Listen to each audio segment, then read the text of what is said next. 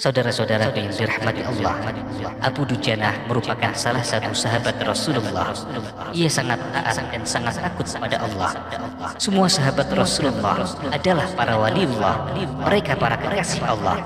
Tentu saja mereka memiliki keistimewaan di atas para orang soleh setelah mereka. Rasa cinta mereka pada Allah sangat besar. Rasa cinta ini kemudian melahirkan rasa takut untuk melanggar larangan Allah. Abu Dujanah berasal dari kabilah Khazraj. Dia dan keluarganya hidup serba kekurangan. Mereka adalah keluarga yang sangat miskin. Kisah hidupnya sangat membekas di hati Rasulullah. Bahkan pada suatu ketika Rasulullah Shallallahu Alaihi Wasallam pernah menangis setelah mendengar cerita yang dialami oleh keluarga Abu Dujanah. Pada suatu hari Rasulullah Shallallahu Alaihi Wasallam menegur Abu Dujanah karena setiap selesai menjalankan sholat subuh, Abu Dujanah langsung pulang ke rumah. Jarang sekali Abu Dujanah terlihat berzikir ataupun menunggu Rasulullah selesai berdoa. Wahai Abu Dujanah, apakah kamu tidak punya permintaan, permohonan yang perlu kamu sampaikan pada Allah sehingga kamu tidak perlu menungguku selesai berdoa? Kata Rasulullah. Abu Dujanah hanya menunduk. Ia terdiam. Wahai Abu Dujanah, kenapa kamu selalu terburu-buru pulang setelah selesai sholat? Ada apa? Tanya Nabi. Suasana sangat hening. Kemudian dengan pelan Abu Dujanah menjawab, ya Rasulullah, saya punya satu alasan untuk berbuat itu, katanya. Apa alasanmu, wahai Abu Dujanah? Coba kamu ceritakan kepada saya, kata Nabi. Ya Rasulullah, rumah kami berdampingan persis dengan rumah seorang laki-laki. Dia sangat kikir, dia sangat pelit. Di atas pekarangan rumah tetangga kami ini, ya Rasulullah, ada sebatang pohon kurma yang tinggi menjulang. Dahannya menjuntai ke rumah kami. Setiap kali ada angin bertiup di malam hari, kurma-kurma tetangga saya itu berjatuhan dan mendarat di rumah kami, ya Rasulullah. Kata Abu Dujanah mulai bercerita. Ya Rasulullah, kami adalah keluarga miskin. Anak saya sering kelaparan, kurang makan. Saat anak-anak kami bangun, ya Rasulullah, apapun yang mereka temukan, apapun yang mereka dapatkan, akan mereka makan, ya Rasulullah. Oleh karena itu, ya Rasulullah, setelah selesai sholat, saya segera pulang. Sebelum anak-anak saya terbangun dari tidurnya, saya kumpulkan kurma-kurma milik tetangga saya yang berceceran di halaman rumah. Kemudian setelah terkumpul, kurma-kurma itu saya antarkan kepada pemiliknya, kata Abu Dujanah. Abu Dujanah kemudian menggeser duduknya. Kemudian dia melanjutkan ceritanya. Ya Rasulullah, pada suatu hari saya terlambat pulang ke rumah. Ternyata anak saya sudah terbangun. Mereka menemukan kurma tetangga yang jatuh di halaman rumah. Mereka masih kecil-kecil, ya Rasulullah. Anak saya masih kecil-kecil. Tanpa berpikir panjang, anak saya langsung memakan kurma itu. Mata kepala saya menyaksikan sendiri ketika dia sedang mengunyah kurma basah di dalam mulutnya. Ia habis memungut kurma yang telah terjatuh semalam. Mengetahui itu, ya Rasulullah, saya masukkan jari tangan saya ke mulut anak saya itu. Saya keluarkan apapun yang sudah dimakannya, ya Rasulullah. Saya tak pernah membiarkan anak saya memakan kurma milik orang lain. Saya tak ingin makanan haram itu menyebabkan keluarga kami mendapatkan siksaan pedih di akhirat kelak, ya Rasulullah. Saya marah, ya Rasulullah. Kemudian saya katakan kepada anak saya, nak, janganlah kamu permalukan ayahmu ini di akhirat kelak, ya nak. Anak saya menangis. Kedua pasang kelopak matanya mengalir air mata dengan sangat deras. Dia sangat kelaparan. Ya Rasulullah, kami katakan kembali kepada anakku itu, anakku, hingga nyawamu terlepas sekalipun, sampai kamu mati sekalipun, aku tidak akan pernah rela meninggalkan harta haram di dalam perutmu. Seluruh isi perut yang haram itu akan aku keluarkan dan akan aku kembalikan bersama kurma-kurma yang lain kepada pemiliknya. Suasana pagi itu sangat hening. Mata Rasulullah Shallallahu Alaihi Wasallam berkaca-kaca mendengar pengakuan Abu Dujanah. Butiran air mata Rasulullah yang mulia berderai begitu keras. Rasulullah kemudian mencari tahu siapa sebenarnya pemilik pohon kurma yang dimaksud oleh Abu Dujanah. Abu Dujanah kemudian menjelaskan pohon kurma itu adalah milik seorang laki-laki munafik. Kemudian Nabi Muhammad mengundang pemilik pohon kurma itu. Rasulullah Shallallahu Alaihi Wasallam menawar pohon kurma miliknya dengan harga yang sangat tinggi. Rasulullah berniat untuk membeli pohon kurma itu.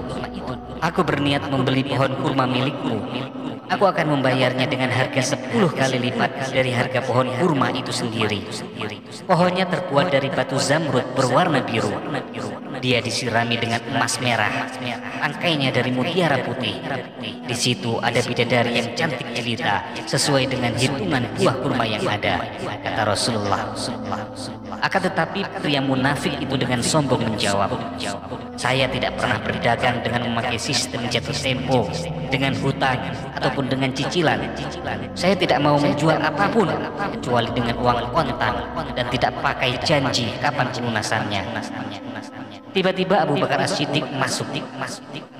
Saya akan membayarnya kontan dengan harga 10 kali lipat harga kurma yang lebih baik dari kurma milikmu, kata Abu Bakar. Pria munafik itu sangat senang. Dia setuju, kemudian menyerahkan pohon kurma miliknya kepada Abu Bakar. Selanjutnya, Abu Bakar menyerahkan pohon kurma itu kepada Abu Dujanah. Abu Bakar memberikan pohon kurma itu untuk Abu Dujanah.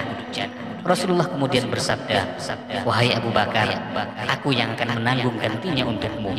Mendengar sabda Nabi ini, Abu Bakar bergembira bukan main. Begitu juga dengan Abu Dujanah. Sedangkan si munafik itu segera pergi. Dia berjalan pulang, kemudian mendatangi istrinya. Lalu ia bercerita tentang kisah yang baru saja terjadi.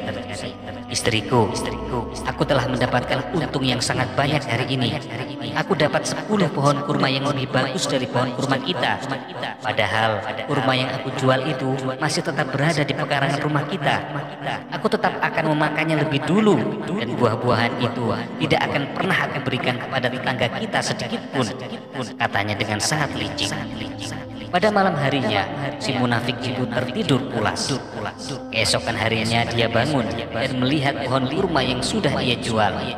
Ternyata pohon kurma itu sudah tidak ada di tempatnya lagi. Pria munafik itu bingung. Dia mencari-cari di mana pohon satu itu. Ternyata pohon kurma miliknya sudah berpindah posisi.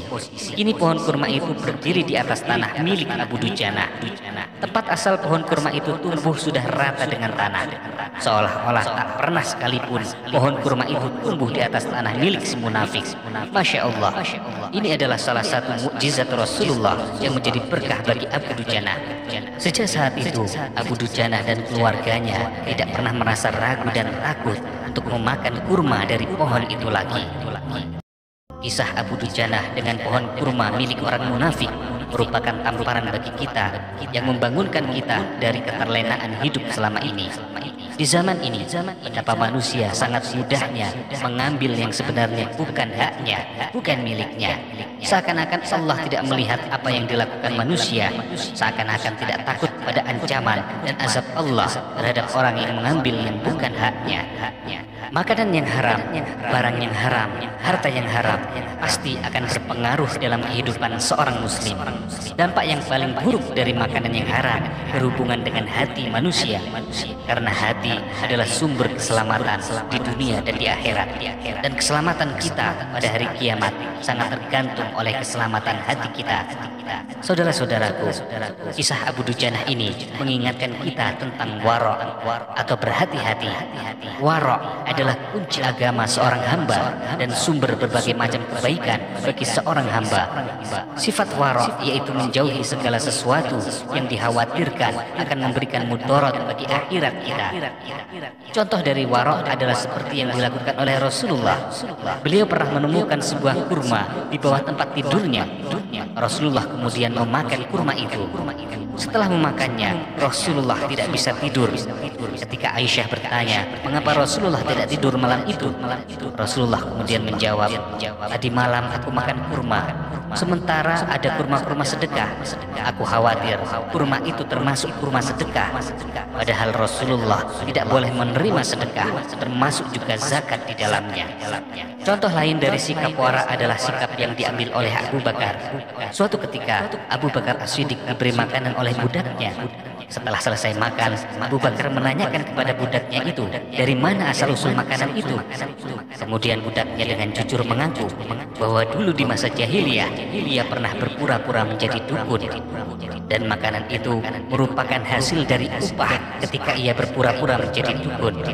Mendengar hal itu, Abu Bakar langsung memutahkan seluruh makanan yang telah dimakannya.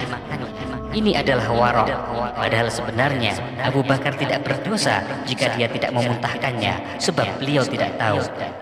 Demikian juga Imam Bukhari meriwayatkan dalam sahihnya bahwa Umar bin Khattab pernah minum susu yang diberikan kepadanya. Setelah minum susu itu, Umar mengetahui bahwa susu itu berasal dari unta-unta sedekah. Maka dengan tanpa ragu, Umar langsung memutahkan susu itu. Mereka melakukan itu semua karena rasa warok dan rasa takut kepada Allah akan memakan sesuatu yang haram.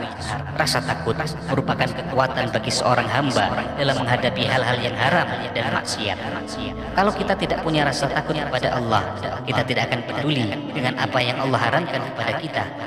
Oleh karena itu, Allah Subhanahu wa Ta'ala memuji para malaikat karena rasa takut mereka kepada Allah. Abu Dujana juga mengingatkan kita untuk takut pada Allah. Rasa takut adalah sifat para nabi dan sifat orang-orang yang bertakwa pada Allah.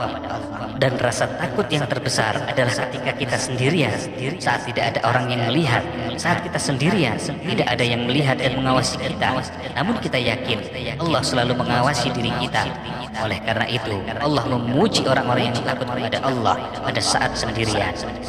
Makanya sebagian ulama mengatakan, jangan kamu jadikan Allah yang paling hina yang mengawasi dirimu. Apakah pengawasan manusia lebih agung di hati kita daripada pengawasan Allah? Abu Dujana mengajari kita untuk tidak tamak. Ketamaan adalah membuat kita tidak peduli pada yang halal dan haram. Ketika seseorang tamak, dia tidak peduli dengan yang halal dan haram. Oleh karena itu, Rasulullah menyebutkan bahwa orang yang tamak lebih berbahaya daripada serigala yang dilepaskan di tengah-tengah kumpulan kambing. Ketamakan menyebabkan banyak manusia tertutup matanya. Mereka hanya memikirkan bagaimana bisa meraih kesenangan, meraih kenikmatan, mendapatkan harta tanpa memperhatikan apakah itu halal atau haram, apakah itu dapat mendatangkan murka Allah ataukah mendatangkan ridho Allah. Untuk melawan sikap tamak yang luar biasa terhadap harta, sangat penting bagi kita untuk menyadari hakikat kehidupan dunia yang sementara. Dunia adalah sesuatu yang hina. Harta hanya akan mendatangkan hisab yang sangat berat di sisi Allah. Oleh karena itu, orang yang memahami dan sadar akan hakikat kehidupan dunia, insya Allah ia akan berhati-hati.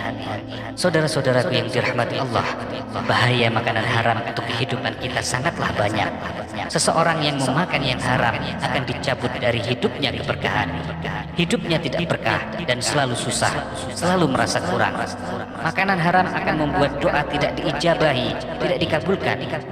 Harta haram, makanan haram akan membuat hati kotor, hati menjadi rusak. Makanan haram akan membuat orang senang pada maksiat. Makanan haram membuat ibadah tidak diterima. Makanan yang haram membuat seseorang diazab dalam kuburnya. Makanan yang haram menghalangi orang untuk masuk surga. Rasulullah bersabda, barang siapa yang mengambil harta seorang muslim tanpa hak, maka Allah mewajibkan dia masuk neraka dan Allah haramkan ia masuk surga. Hadis riwayat Muslim dan Ahmad. Maka saudara-saudaraku, sebaiknya kita berhati-hati, jangan sampai ada sesuatu yang haram dalam hidup kita dan keluarga kita. Semoga kita semua dimudahkan oleh Allah untuk mendapatkan sesuatu yang halal, dilancarkan rezeki kita yang halal, sehingga kita tidak perlu berpikir untuk mencari sesuatu yang haram, tidak perlu bersembunyi-sembunyi, tidak perlu takut untuk mendapatkan sesuatu yang halal. Amin amin ya rabbal alamin. Wallahu a'lam bishawab.